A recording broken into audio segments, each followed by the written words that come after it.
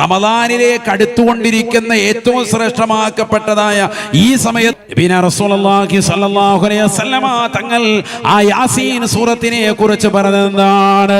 സൂറത്തു യാസീൻ ലിമാ ഖുരിഅ ലഹു, ഏതൊരു ലക്ഷ്യം വെച്ചുകൊണ്ട് നിങ്ങൾ യാസീൻ ഓതിയോ ആ ലക്ഷ്യം പൂവണിയാൻ യാസീൻ കൊണ്ട് മതിയായതാണെന്ന് നബിയുനാ റസൂലുള്ളാഹി.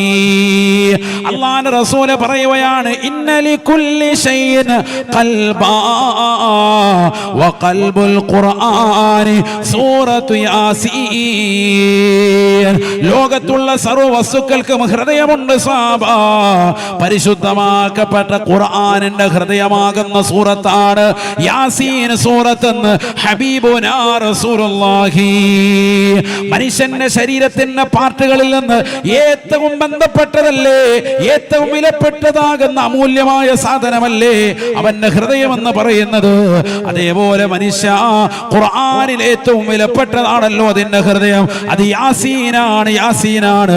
ഇന്നലി കുല്ലി ഷൈഇൻ ഖൽബാ വഖൽബുൽ ഖുർആനി സൂറത്തു യാസീൻ. അതിന്റെ ഹൃദയമാണെന്ന് നബിയുനാ റസൂലുള്ളാഹി. ഖുർആനിന്റെ ഹൃദയം അതോദണം. ആയിഷ ബീവി റളിയല്ലാഹു തആല അൻഹ പറയുകയാണ്, കാന നബിയു സല്ലല്ലാഹു അലൈഹി വസല്ലമ യഖറഉ സൂറത യാസീൻ സബാഹൻ വമസാഅ. അല്ലാഹുവിന്റെ റസൂൽ സല്ലല്ലാഹു അലൈഹി വസല്ലമ തങ്ങൾ എല്ലാ ദിവസത്തിലും ഒരു ദിവസം പോലും മുടങ്ങിയിരുന്നില്ല. കാന എന്ന പദം ദവാമിനെ കുറിക്കുന്ന പദമാണ്.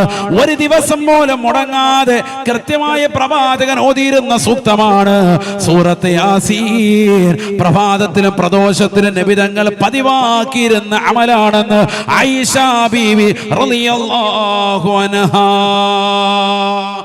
ഒരൊറ്റ ദിവസം പോലും മുടങ്ങിയിരുന്നില്ല യാസീൻ. നമ്മൾ ഇന്ന് ഓതിയോ ഒരെണ്ണം ഓതിയെങ്കിൽ വലിയ സംഭവമായിട്ട് നമ്മൾ കൊണ്ടു നടക്കും. രാവിലെ ഓതണം, വൈകിട്ട് ഓതണം. അങ്ങനെയാണ്. അല്ലാതെ മഗ്‌രിബ് കഴിഞ്ഞ് പറഞ്ഞ ഓതി സീരിയൽ കാണാം. അല്ലാഹു നമ്മളെ കാക്കുമാറാവട്ടെ. അങ്ങനെയല്ല, രാവിലെയും വൈകിട്ടും ഓരോ യാസീൻ. ഇതൊക്കെ മുഅ്മിനീങ്ങളുടെ ചിട്ടയായിട്ട് വരണം. ഇനിയുള്ള റമദാൻ വരുമ്പോൾ നമുക്കൊരു ചിട്ട വരണം. ഇത്രയും കാലം അങ്ങനെ ഇങ്ങനെ കടന്ന് പന്ത് കളിച്ച് അതും ഇതും കണ്ട് ഇങ്ങനെ നടന്നു ഇനി എല്ലാ പേക്കുത്തുകളും ഒഴിവാക്കി നന്നാവേണ്ട സമയമാണ്. അതിന് ഹൃദയത്തെ നന്നാക്കിയെടുക്കാനുള്ള മരുന്നുകൾ ഉലമാക്കൾ രേഖപ്പെടുത്തിയതിൽ ആദ്യം രേഖപ്പെടുത്തിയത് ഖുർആനോത്താണ്. ആ ഖുർആനോത്തിൽ ഡെയിലി കൊണ്ടുവരേണ്ട സൂറത്താണ് ഇപ്പൊ ഈ പറയുന്നത് സൂറത്ത് യാസീൻ. അല്ലാതെ ബറാത്തിരാവി 3 മതി, ഇനി റിസ്ക്കും കിട്ടിക്കോളും, ആ തുറന്നു വെച്ചാൽ മതി എന്ന് കരുതണ്ട.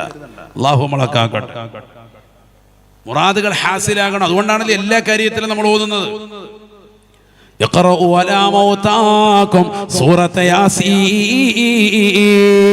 മരണാസനായ വ്യക്തിയുടെ ചാരത്തും മരിക്കാൻ കിടക്കുന്ന വ്യക്തിയുടെ ചാരത്തും മരണപ്പെട്ടവരുടെ മേലും നിങ്ങൾ ഓതണേ, പരിശുദ്ധമായ യാസീൻ പാരായണം ചെയ്യണേ എന്ന് നബിയുനാ റസൂലുള്ളാഹി. യാസീൻ ഓതണം, സൂറത്തുർ റഅദ് ഓതണം.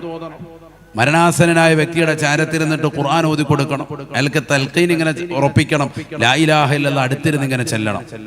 ചിലർക്ക് മരണാസനായ വ്യക്തിയുടെ അടുത്ത് എങ്ങനെ വരുമെന്നറിയില്ല. ചിലരിങ്ങനെ ചെവിയുടെ അടുത്ത് വന്നിട്ട് അപ്പോഴേ മുമ്പ് സക്കനാഥ് ഇനി നല്ല മരിക്കുന്ന മോനെ നല്ല റാഹത്ത് ഹലാക്കായി. അങ്ങനെയല്ല, അടുത്ത് മാറിയിരുന്നിട്ട് നമ്മൾ എന്ത് ചെയ്യുന്ന ചെല്ലിയാ മതി. ഒരു വട്ടം പറയാ വാപ്പ ലാ ഇലാഹ ഇല്ലല്ലാഹ്, ലാ ഇലാഹ ഇല്ലല്ലാഹു ലാ ഇലാഹ ഇല്ലല്ലാഹ് ഞാൻ ചൊല്ലി കൊടുത്താൽ മതി. അല്ല നമ്മൾ ചെവിയുടെ അടുത്ത് വന്നിട്ട് അയാളെ അപ്പോഴേ എന്നെ പകുതി റൂഹ് പോയി. അല്ലാഹു നമ്മളെ കാക്കുമാറാവട്ടെ. ഇതൊക്കെ നടക്കുന്നത് ലൈവ് ഞാൻ പലയിടത്തും കണ്ടിട്ടുണ്ട്. അതുകൊണ്ടാണ് ഇത് പറയുന്നത്. അറിവില്ലാത്തതുകൊണ്ട് ചില ആളുകൾ അങ്ങനെ ചെയ്തു പോകുന്നതാണ്.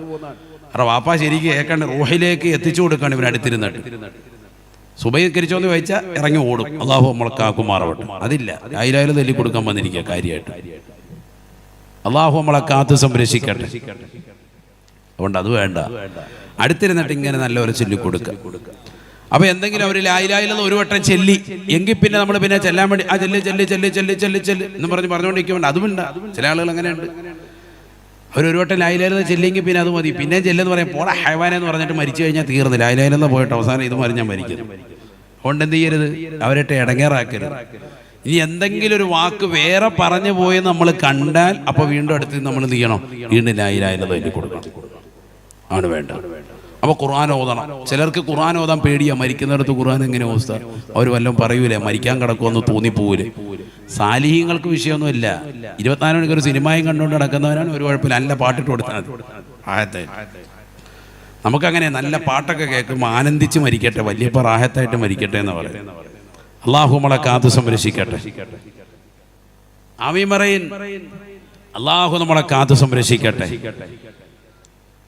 അതുകൊണ്ട് മരിക്കുന്ന സമയത്ത് നല്ല റാഹത്തായി മരണം വേണമെങ്കിൽ ഇതൊക്കെ വേണം. ഖുർആൻ ഓതി ഇങ്ങനെ പതിവാക്കുക, യാസീൻ ഓതി കൊടുക്കുക, നല്ല നല്ല സൂറത്തുകൾ ഓതുക. അള്ളാഹു തൗഫീഖ് നസീബാക്കട്ടെ. നമ്മൾ എപ്പോഴും ഖുർആനുമായൊരു ബന്ധം ഉണ്ടെങ്കിൽ നമ്മൾ ഓട്ടോമാറ്റിക്കായിട്ട് നല്ല ഈമാനോട് മരിക്കുള്ളൂ. അത് ഉറപ്പാണത്. എപ്പോഴും ഖുർആനുമായൊരു ബന്ധം വരണം. ഖുർആൻ എപ്പോഴും ഓദിക്കോ, ഒഴിവുള്ള സമയങ്ങളിലൊക്കെ അതുമായൊരു ബന്ധം വരട്ടെ. നമ്മൾ ഏറ്റവും ബന്ധം പുലർത്തുന്നതാണല്ലോ മൊബൈൽ. ആ മൊബൈലിൽ തന്നെ നമുക്കിപ്പോൾ പ്ലേ സ്റ്റോർ വഴിയും ആപ്പ് സ്റ്റോർ വഴിയും ആൻഡ്രോയിഡ് മൊബൈൽ ഫോൺ ഉപയോഗിക്കുന്നവരും ആപ്പിൾ ഉപയോഗിക്കുന്നവരും ഒക്കെ സുഗമമായി അല്പം നെറ്റുണ്ടായാൽ മതി, സുഗമമായിട്ട് ഡൗൺലോഡ് ചെയ്യാം. മുസ്ഹഫ് റാഹത്തായിട്ട് ഡൗൺലോഡ് ചെയ്യാം അല്ലേ? എത്ര ആളുകൾ അങ്ങനെ കൊണ്ടു നടക്കുന്നുണ്ട്. കൊണ്ടു നടന്നുകൊണ്ടായില്ല, ഓതണം. ഇതിനകത്ത് ഇരുന്നിട്ട് കാര്യമില്ല. അപ്പൊ യാത്രാവേളകൾ ബസ്സിലും ട്രെയിനിലും മറ്റ് യാത്രാവേളകളിലൊക്കെ സുഗമമായി നിങ്ങൾക്ക് അതുകൊണ്ട് ഓതാം. പക്ഷേ അതിനേക്കാൾ ശ്രേഷ്ഠത മുസ്ഹഫ് ഓതോടുകൂടി കയ്യിലെടുത്ത് ഓതലാണ്. അതിനാണ് ഏറ്റവും കൂടുതൽ പവിത്രതയുള്ളത് കേട്ടോ. ചില ആളുകൾ ഇപ്പോഴും പള്ളിക്കകത്ത് കയറിയാൽ പോലും പള്ളിയിലിരിക്കുന്ന മുസ്ഹഫ് എടുക്കാൻ മടിയാ, മൊബൈലിനകത്ത് നോക്കും. ആ മുസ്ഹഫ് എടുത്ത് ഓതുന്നതിന് തന്നെയാണ് ശ്രേഷ്ഠത. കാരണം എന്തുകൊണ്ട്? ഈ മൊബൈലിലുള്ള ഖുർആൻ കൊണ്ട് നമുക്ക് വാഷ്റൂമിൽ പോകാം, ടോയ്ലറ്റിൽ പോകാം, അനുവദനീയാണ്. വാൾപേപ്പറാക്കിയിട്ട് പോകല്ല, അല്ലാതെ ഉള്ളിൽ കിടക്കുന്ന ഈ സാധനം കൊണ്ട് പോകാൻ പറ്റും. അതാണ് ഫിഖ്ഹിയായ മസ്അല. എന്താ പണ്ഡിതന്മാർ അത് പറഞ്ഞിരിക്കുന്നത്? മൊബൈലിലുള്ള ഖുർആൻ യഥാർത്ഥ ഖുർആനിൻ്റെതാകുന്ന പ്രതിയല്ല. ഏതുപോലെ? നമ്മുടെ മുന്നിൽ ഒരു കണ്ണാടി വെച്ചിട്ട് ആ കണ്ണാടിയിലേക്ക് നമ്മൾ നോക്കുന്നത് പോലെ ഉലമാക്കൾ രേഖപ്പെടുത്തി. കണ്ണാടി നമ്മൾ നോക്കാൻ, ആ കണ്ണാടിക്കുള്ളിൽ നമ്മൾ ഒരു പ്രതിബിംബം കാണുന്നുണ്ട്, ഒരു പ്രതിരൂപം കാണുന്നുണ്ട്. യഥാർത്ഥത്തിൽ നമ്മളാണോ അത്? അല്ല. കണ്ണാടിക്കുള്ളിൽ കാണുന്ന വ്യക്തി ഒറിജിനൽ അല്ല, പുറത്തിരിക്കുകയാണ് നമ്മൾ പറയുന്നത്. അതിനുമ്പ് ദാത്തിപ്പുറത്താണ്, അതിനകത്ത് കാണുന്നത് അതിൻ്റെ ഒരു പ്രതിരൂപമാണ്. ഇതേപോലെയാണ് മൊബൈലിലുള്ളതാകുന്ന ഖുർആൻ. അതുകൊണ്ട് അതുമായിട്ട് വാഷ്റൂമിൽ പോകാൻ പറ്റുമോ ഇല്ലേ എന്നുള്ളത് ചിലർ സംശയം ചോദിക്കാറുണ്ട്. റമദാൻ വരുമ്പോഴേ ഇതൊക്കെ സംശയമുള്ളൂ കേട്ടോ. കാരണം അപ്പോഴായി മുസാഫ് ഉള്ള ആരും ഓർക്കുന്നു. അതുകൊണ്ട് നേരത്തെ തന്നെ പറയാണ്, അത് വിഷയാക്കണ്ട, അത് പോകാൻ പറ്റുമെന്നാണ് ഫിഖ്ഹിയായ മസ്അല. ശരിക്കും മനസ്സിലാക്കണം. അപ്പോൾ മൊബൈലുള്ള മുസ്ഹഫ് അപ്പോൾ ഒറിജിനൽ അല്ല എന്നാണ് പറഞ്ഞത് പണ്ഡിതന്മാർ പറഞ്ഞതിന്റെ അർത്ഥം.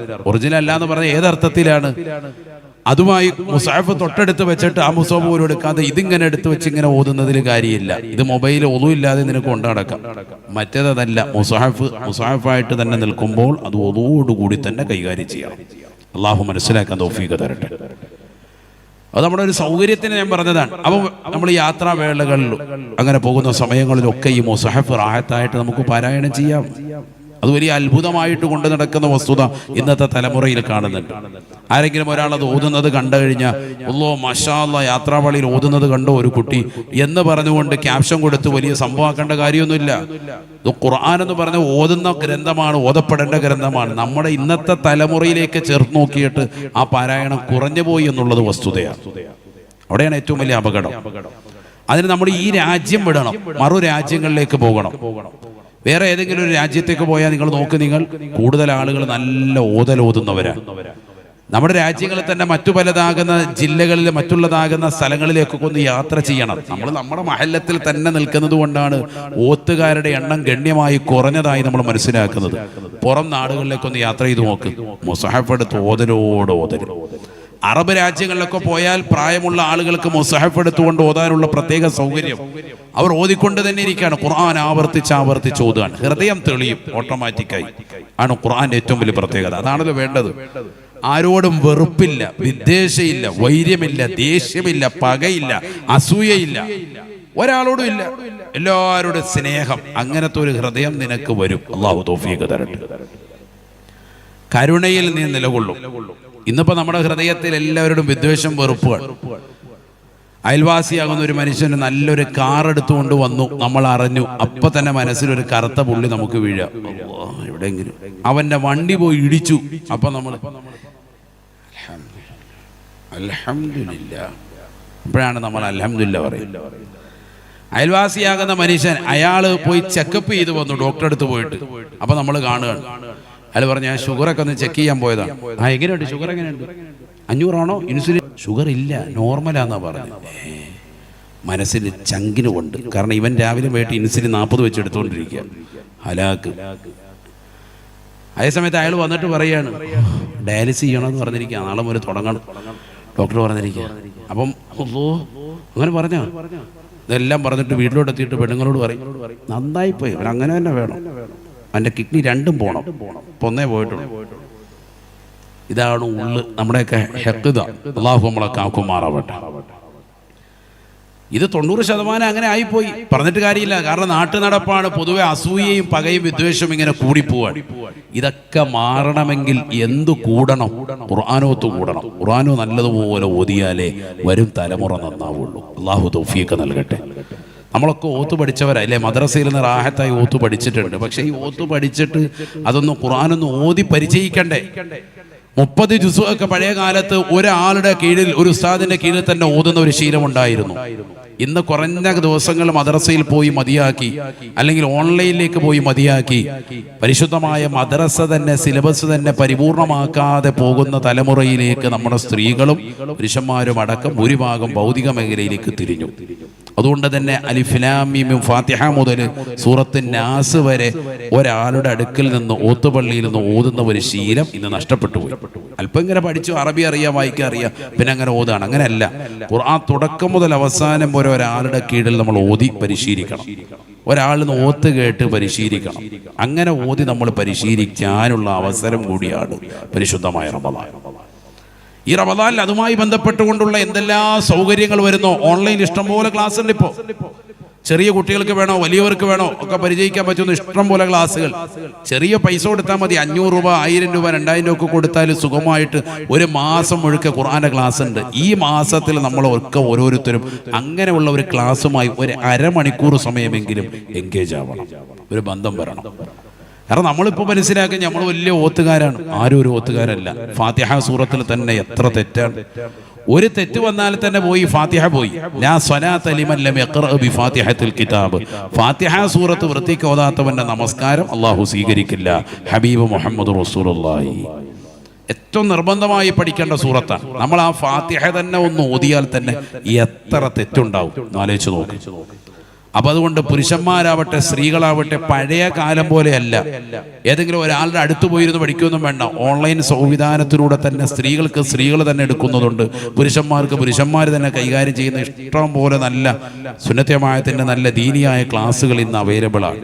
അതൊക്കെ റമദാനിൽ നമ്മൾ അത്തരത്തിലുള്ളത് കണ്ടെത്തി കൃത്യമായി അതുമായി ബന്ധപ്പെട്ടുകൊണ്ട് നമ്മളൊക്കെ എൻഗേജ് ആവണം. ഒരു അരമണിക്കൂർ സമയം, 1 മണിക്കൂർ സമയമെങ്കിലും റമദാനിൽ നമ്മൾ ഖുർആനുമായിട്ടൊരു ബന്ധം ഏറ്റവും ചുരുങ്ങിയത് വേണം പഠിക്കാൻ വേണ്ടി. ബാക്കി ഓതി പരിശീലിക്കാൻ.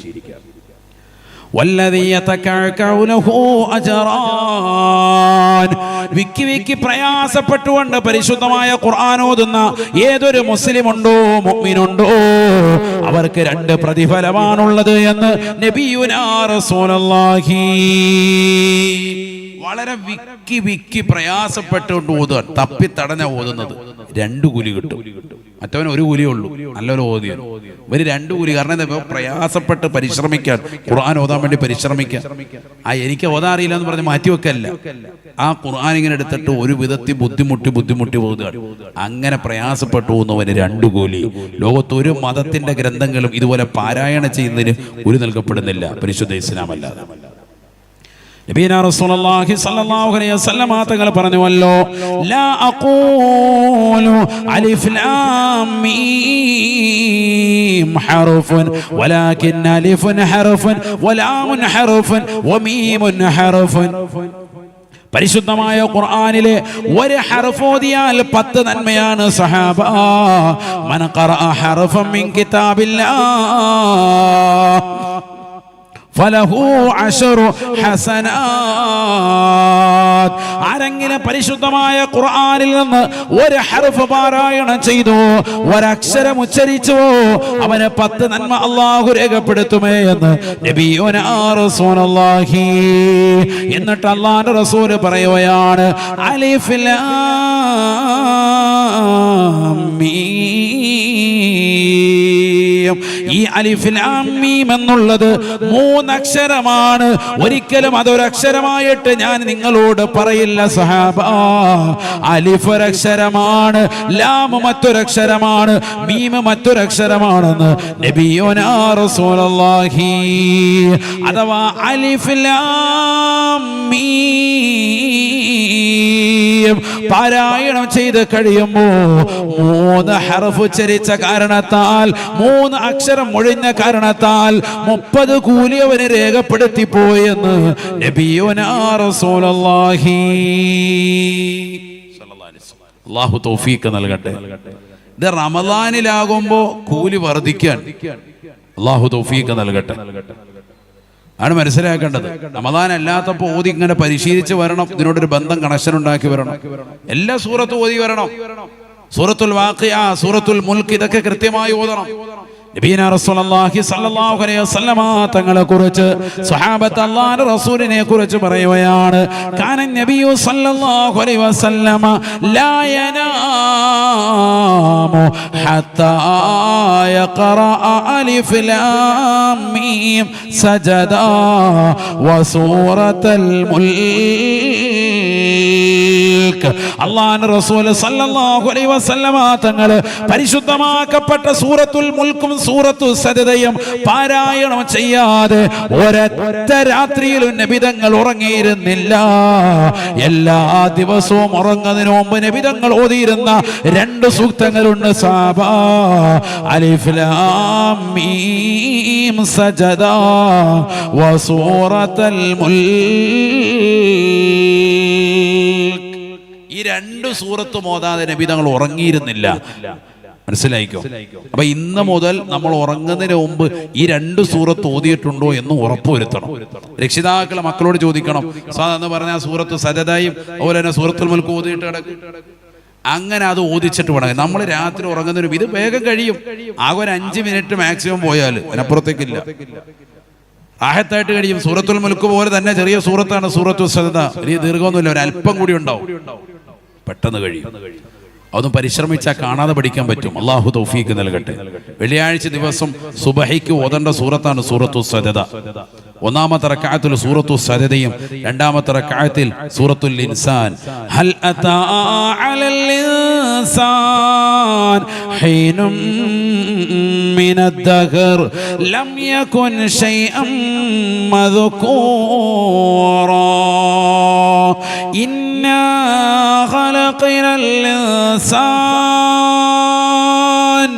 ഇന്നാ ഖലഖനൽ ഇൻസാന മിൻ നുത്ഫത്തിൻ അംശാജ് നബ്തലി ഫജഅൽനാഹു സമീഅൻ ബസീറാ.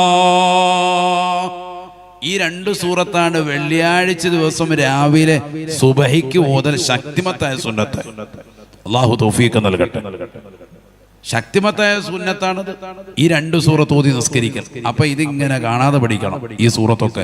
അല്ലാഹു തൗഫീഖ് നൽകട്ടെ. സൂറത്തു സജദ നിർബന്ധം. അപ്പോഴേ വെള്ളിയാഴ്ച ഓതാൻ പറ്റുള്ളൂ. സൂറത്തു ദഹർ കാണാതെ പഠിക്കണം.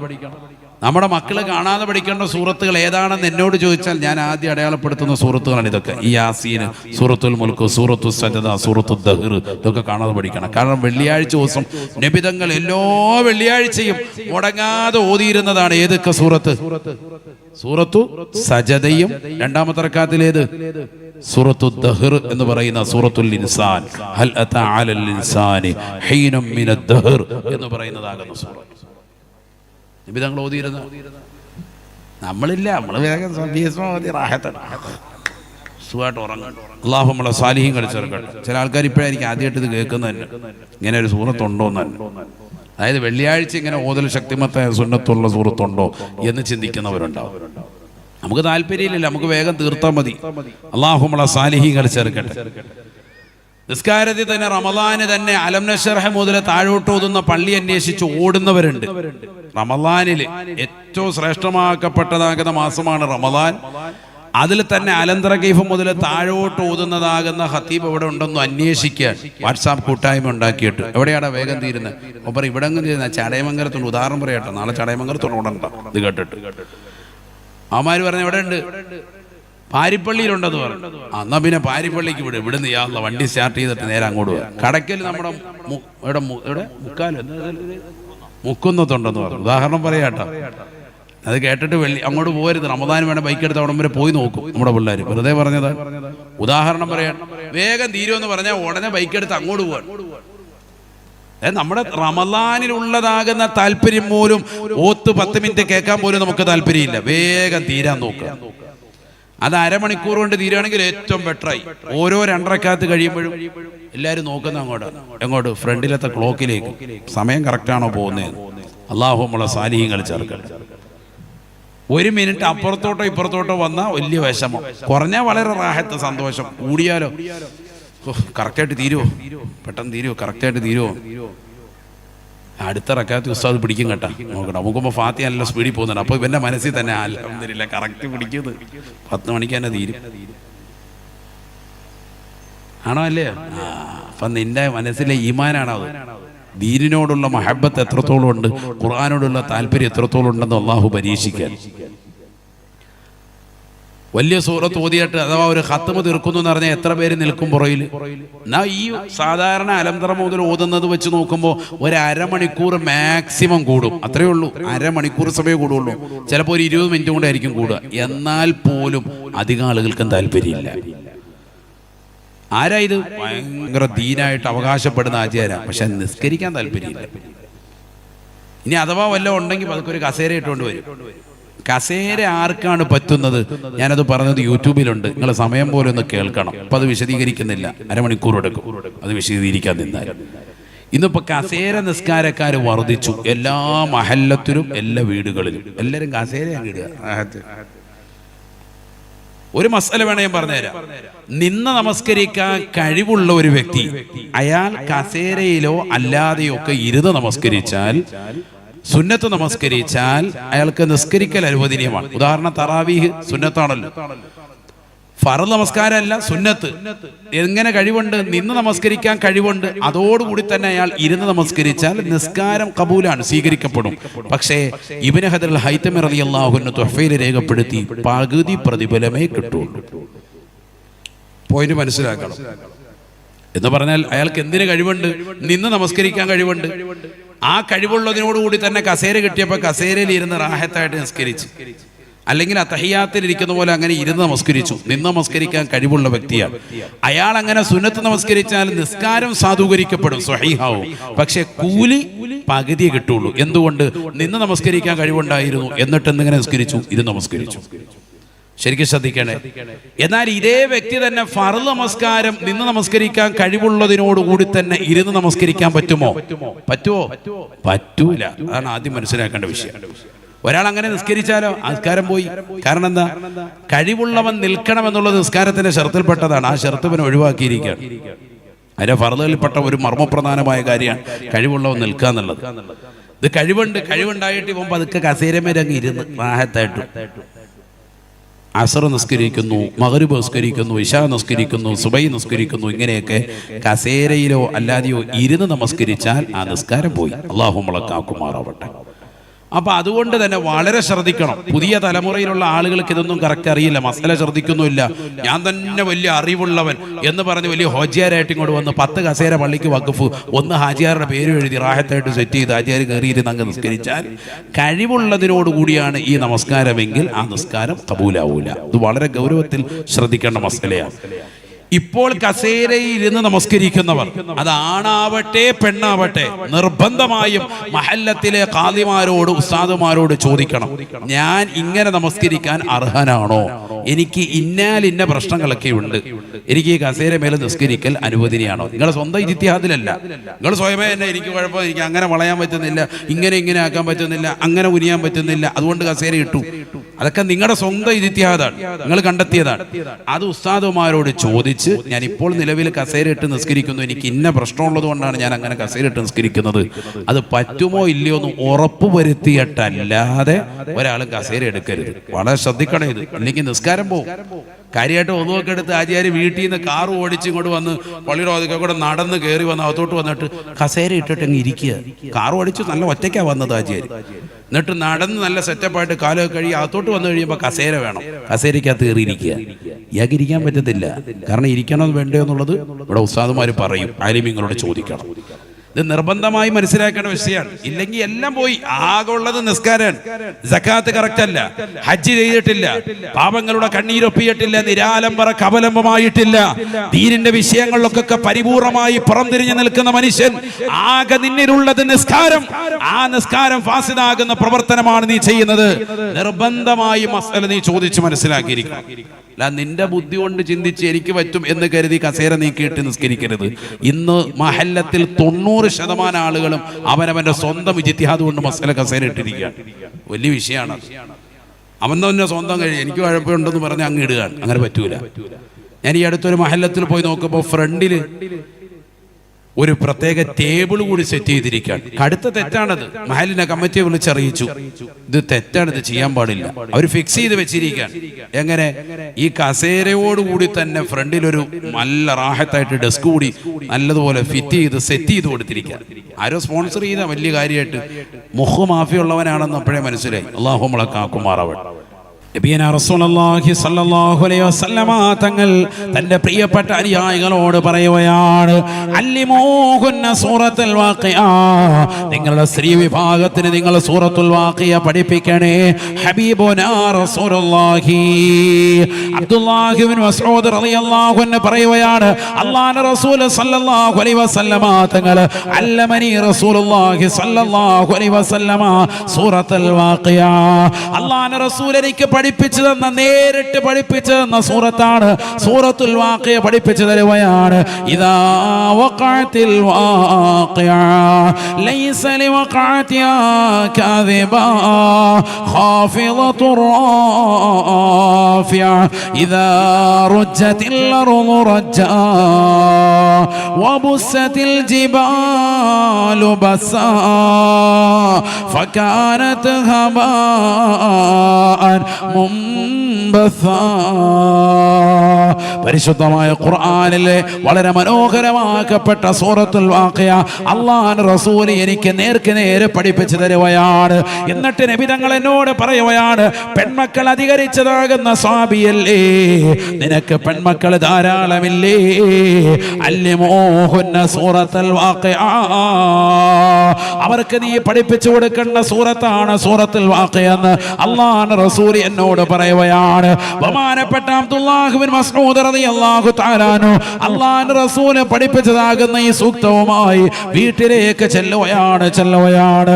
തന്റെ പെൺമക്കൾക്കെല്ലാം പരിശുദ്ധമായ ഖുർആനിലെ സൂറത്തുൽ വാഖിഅ മനോഹരമായി കാണാതെ പഠിപ്പിക്കുകയാണ്. മക്കളെല്ലാം മനോഹരമായി പഠിപ്പിക്കുകയാണ്. ആ മക്കൾ ദിനേന പാരായണം ചെയ്യാൻ വാപ്പ ഇതാ നിർദ്ദേശം കൊടുക്കുകയാണ്. വാപ്പയും മക്കളും കുടുംബവും മുടങ്ങാതെ കൃത്യമായി പാരായണം ചെയ്യുകയാണ്.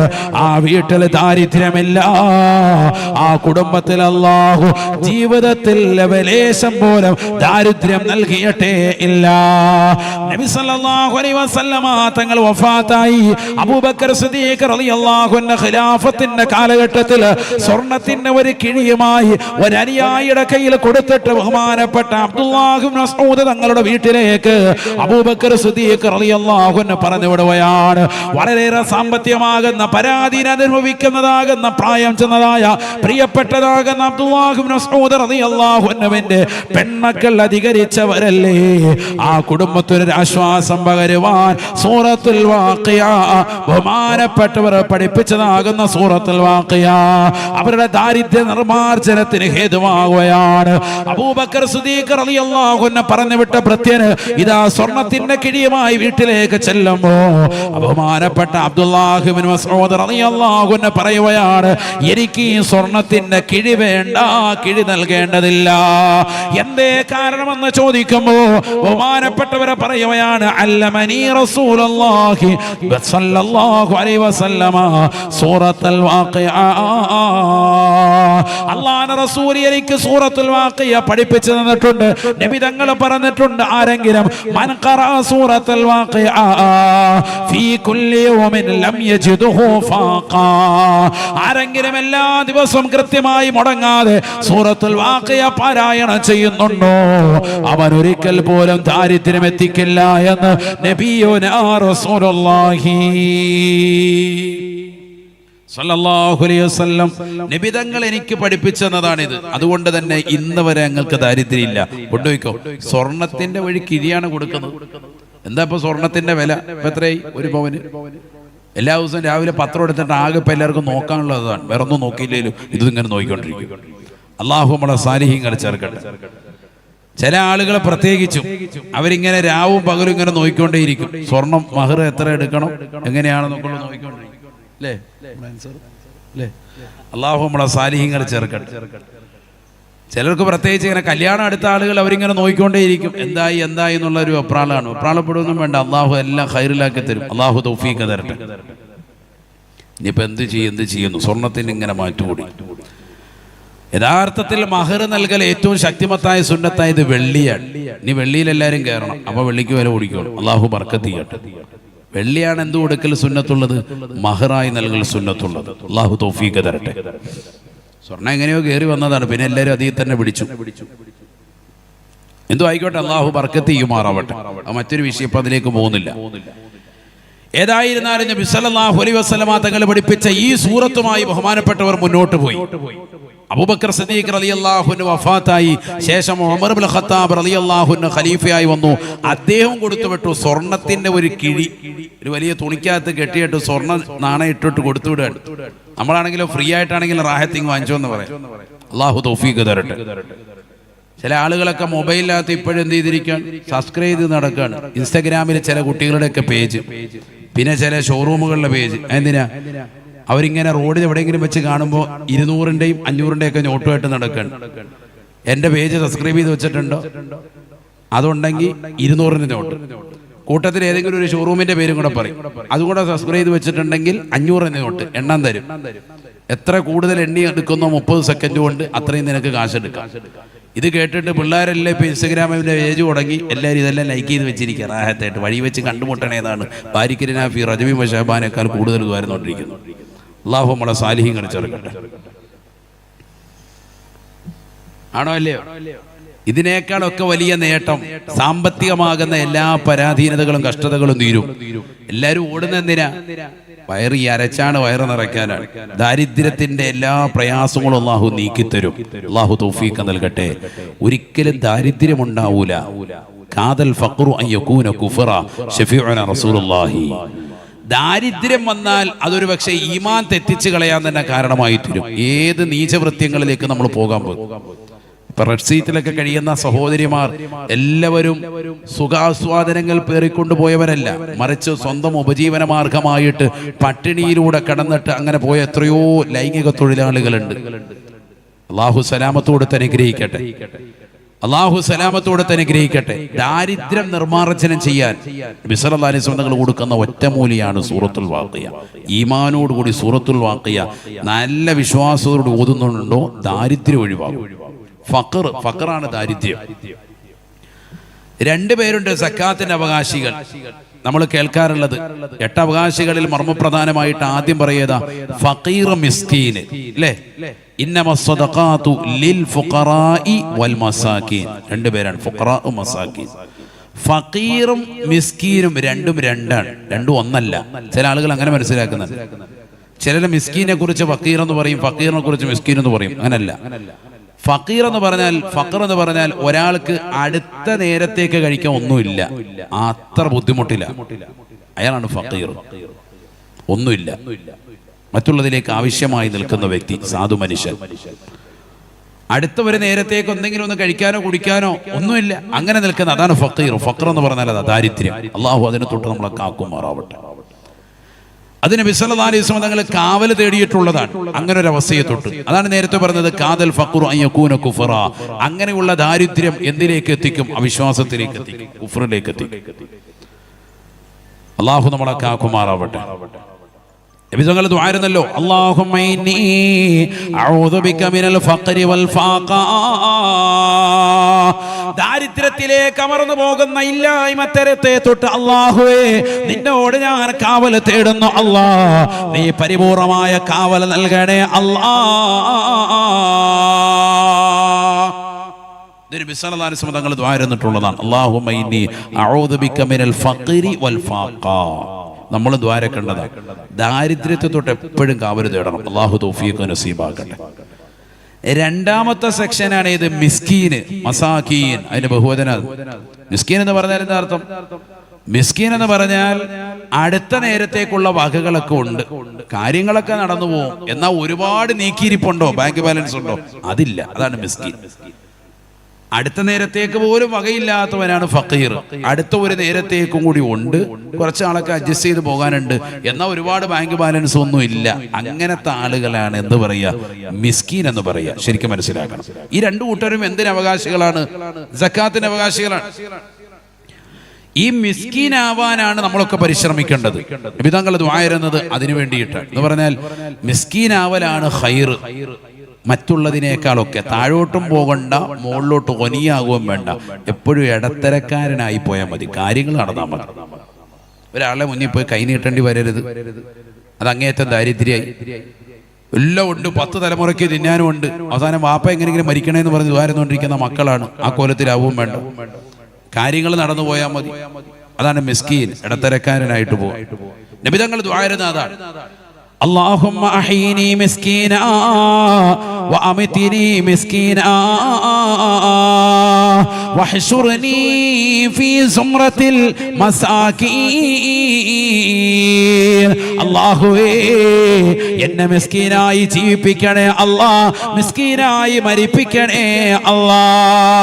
നാളെ പടച്ച റബ്ബിന്റെ ദർബാറിൽ മഹ്ശറിൽ ഒരുമിച്ച് കൂട്ടുമ്പോ സാദിഖുകളാകുന്ന മിസ്കീന്മാരോടൊപ്പം ഈ പാവപ്പെട്ടവനെ നീ ഒരുമിച്ച് കൂട്ടണേ അല്ലാ. ആദരവായ റസൂലുള്ളാഹി സ്വല്ലല്ലാഹു അലൈഹി വസല്ലമ തങ്ങളുടെ പ്രാർത്ഥനയാണ്, പ്രാർത്ഥനയാണ്. പഠിച്ചു വെക്കണേ ഉമ്മത്തെ, സമൂഹമേ. അല്ലാഹുവിന്റെ റസൂലിന്റെ ദുആ ആണ്, അല്ലാഹുമ്മ അഹീനി മിസ്കീനാ വഅമതിനി മിസ്കീനാ വഹ്ശുർനി ഫീ സുംറത്തിൽ മസാകീൻ. മിസ്കീനായി ജീവിപ്പിച്ച് മിസ്കീനായി മരിപ്പിച്ച് മിസ്കീന്മാരോടൊപ്പം എന്നെ മഹ്ശറിൽ ഒരുമിച്ച് കൂട്ടണേ. ഒക്കെ ഭയങ്കര അർത്ഥമുള്ള ദുആ. നബീന റസൂലുള്ളാഹി സ്വല്ലല്ലാഹു അലൈഹി വസല്ലമ തങ്ങൾ ഓർമ്മപ്പെടുത്തുകയാണ്, നാളെ പടച്ച റബ്ബിന്റെ ദർബാറിൽ കത്തിച്ചൊലിക്കുന്ന സൂര്യനെ തലയ്ക്ക് മീതെ നിർത്തിക്കൊണ്ട് കത്തിയാൾ നരകത്തെ മുന്നിൽ നിർത്തി വിചാരണ ചെയ്യുമ്പോ ഏറ്റവും കൂടുതൽ ഹിസാബ് നേരിടേണ്ടി വരിക ഈ ദുനിയാവിൽ സമ്പത്തിന്റെ ആധിക്യമുള്ളവർക്കാണെന്ന് നബിയുനാ റസൂലുള്ളാഹി. സമ്പത്ത് കുറഞ്ഞവരെ, പാതുക്കളാകുന്ന മുഅ്മിനീങ്ങളെ, മുഅ്മിനാത്തുകളെ, വിഷമിക്കേണ്ടതില്ല, ദുഃഖിക്കേണ്ട ഈ ദുനിയാവിൽ നിങ്ങൾക്ക് എത്ര പ്രയാസമുണ്ടായിരുന്നാലും നാളെ അല്ലാഹുവിന്റെ കോടതിയിൽ നിങ്ങൾക്ക് എളുപ്പമാണ്, എളുപ്പമാണ്. ആദരവായ പ്രവാചകർ സല്ലല്ലാഹു അലൈഹി വസല്ലമ തങ്ങൾ ഉറപ്പെടുത്തുകയാണ്, നാളെ മഹ്ശറിൽ അല്ലാഹുവിന്റെ ദർബാറിൽ നിൽക്കുമ്പോൾ സാദിഖുകളാകുന്ന സർവ്വജനങ്ങളുടെയും അദാബ്, അല്ലാഹു ശിക്ഷ, അവരുടെ വിചാരണ മാറ്റിവെക്കുകയാണ്, മാറ്റിവെക്കുകയാണ്. പാവപ്പെട്ടവരാകുന്ന ജനകോടികൾ മുഴുവനും വിചാരണ കഴിഞ്ഞ് സ്വർഗത്തിലെത്തിയതിനു ശേഷമേ പണക്കാരുടെ വിചാരണ തന്നെ തുടങ്ങൂ എന്ന് നബിയുനാ റസൂലുള്ളാഹി. അല്ലാഹുവിന്റെ റസൂൽ പറയുകയാണ്, യദ്ഖുലു ഫുഖറാഉൽ മുസ്ലിമീൻ അൽ ജന്ന. പാവപ്പെട്ടതാകുന്ന ജനകോടികൾ മുഴുവനും ഇലവുപാലത്തുള്ള മുസ്ലിമീങ്ങൾ മാത്രമല്ല, തിരുവനന്തപുരം ജില്ലയിലുള്ള മുഅ്മിനീങ്ങൾ മാത്രമല്ല, കൊല്ലം ജില്ലയിലുള്ള വിശ്വാസികൾ മാത്രമല്ല, കേരളത്തിലെ മാത്രമല്ല, ഇന്ത്യ രാജ്യത്തുള്ള മുസ്ലിമീങ്ങൾ മാത്രമല്ല, ലോകത്തുള്ള വിശ്വാസികളുമുള്ള സാധുക്കളാകുന്ന പാമരന്മാരില്ലയോ, പാവപ്പെട്ടതാകുന്ന ഫഖീറുകളില്ലേ, യദ്ഖുലു ഫുഖറാഉൽ മുസ്ലിമീന അൽ ജന്ന. സാധുക്കളാകുന്ന മുഅ്മിനീങ്ങൾ വിചാരണ കഴിഞ്ഞ് അവർ സ്വർഗ്ഗത്തിൽ പ്രവേശിക്കുമേ. ഖബലൽ അഗ്നിയായി, പണക്കാരുടെ വിചാരണയ്ക്ക് മുമ്പ് തന്നെ സ്വർഗ്ഗത്തിൽ കടക്കും. ബിനിസ്ഫി യൗമ, അശറയിലെ അര ദിവസത്തിന് മുമ്പ് തന്നെ ഇവരുടെ വിചാരണ കഴിഞ്ഞ് സ്വർഗ്ഗത്തിലേക്ക് എത്തുമെന്ന് നബിയുനാ റസൂലുള്ളാഹി എന്ന് പറഞ്ഞാൽ ആദ്യം മഹ്ശറയിൽ വിചാരണ നടക്കുക ആരുടെയാ? പാവപ്പെട്ടവരുടെ. അങ്ങനെ പരിപാടിയൊന്നുമില്ല ഇവിടെ. നല്ല നബിദിനത്തിന് ചോറ് കൊടുക്കും. ആജിയാർ ഇങ്ങോട്ട് പോട്ടെ, ആജിയാർക്ക്. കാരണം ആജിയാരാണ് ആദ്യം ഒരു കിൻഡർ ചോറ് ഓഫർ ചെയ്തത്. ആജിയാർക്ക് ബിസ്മില്ലാഹിർ റഹ്മാനിർ റഹീം അവിടെ ആ പരിപാടിയൊന്നുമില്ല. അവിടെ ഹാജിയാരാണോ? എന്നാ അങ്ങോട്ട് മാറിയിരിക്കും. ഹാജിയാർക്ക് ഇച്ചിരി കാശൊക്കെ ഉള്ള ആളാണ്. ഹാജിയാർ അങ്ങോട്ട് മാറിയെന്ന്. സുബൈദ മാമ.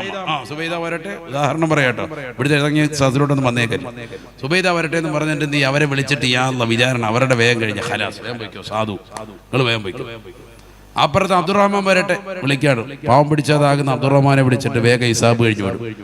അപ്പൊ വേറൊരു അബ്ദുറഹ്മാൻ കയറി വരും. ഏത് കാശുള്ള അബ്ദുറഹ്മാൻ അല്ലേ? മാറിയിരിക്കും, നിനക്ക് കാശുണ്ട്, നീ മാറിയിരിക്കും. നിന്റെ പിന്നെ വിചാരണ.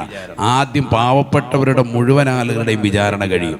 അവരെല്ലാവരുടെയും കഴിഞ്ഞ് അര ദിവസം കഴിഞ്ഞിട്ടേ സാധുക്കളാകുന്ന ആളുകൾ മുഴുവൻ ആളുകളും വിചാരണ കഴിഞ്ഞ് സ്വർഗത്തിൽ കടന്നിട്ടേ പണക്കാരുടെ വിചാരണ തുടങ്ങുള്ളൂ.